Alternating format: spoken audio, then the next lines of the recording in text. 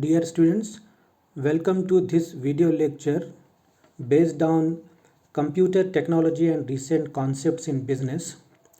This topic is prescribed for become final year semester 5 students.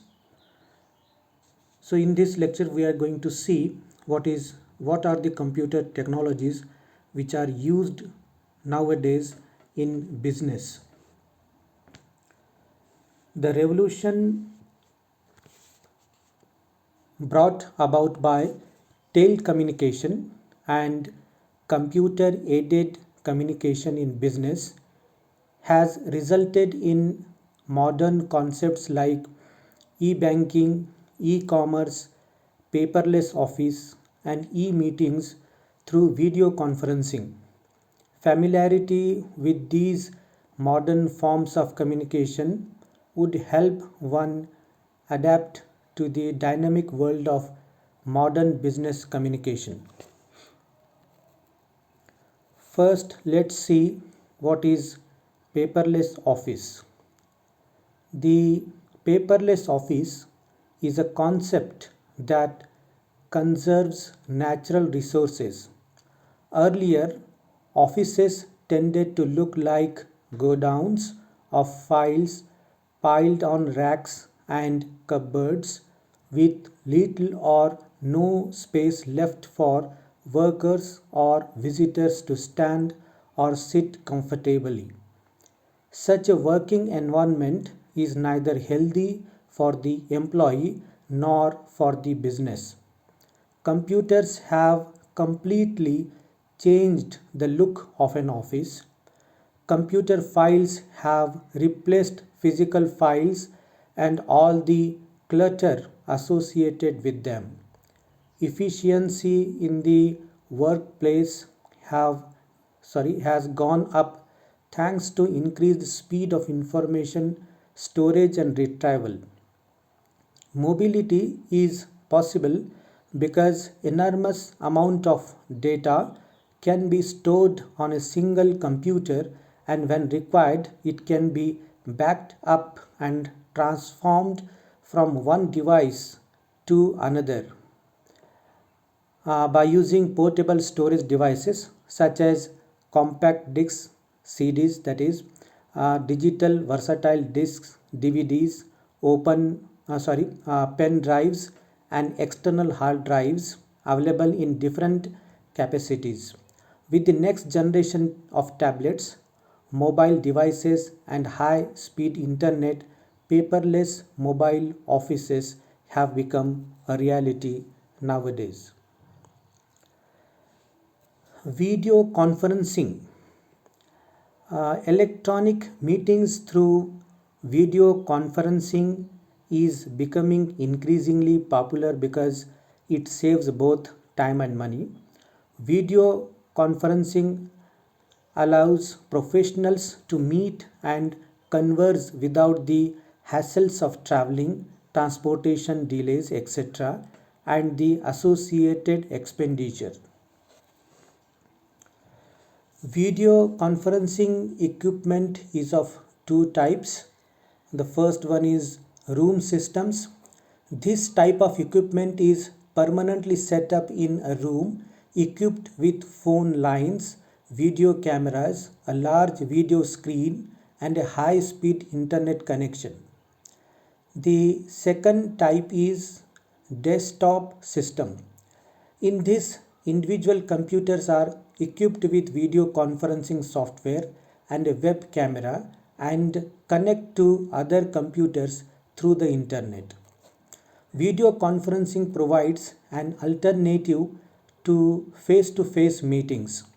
It makes an effective platform to hold deliberations on various subjects related to products, quality, services, customer satisfaction, and feedback on one's product vis-a-vis competing products. Effective use of video conferencing might give organizations an edge over business rivals in the highly competitive markets of the present. Then Let's see what is e-banking or online banking. It is also known as internet banking or web banking.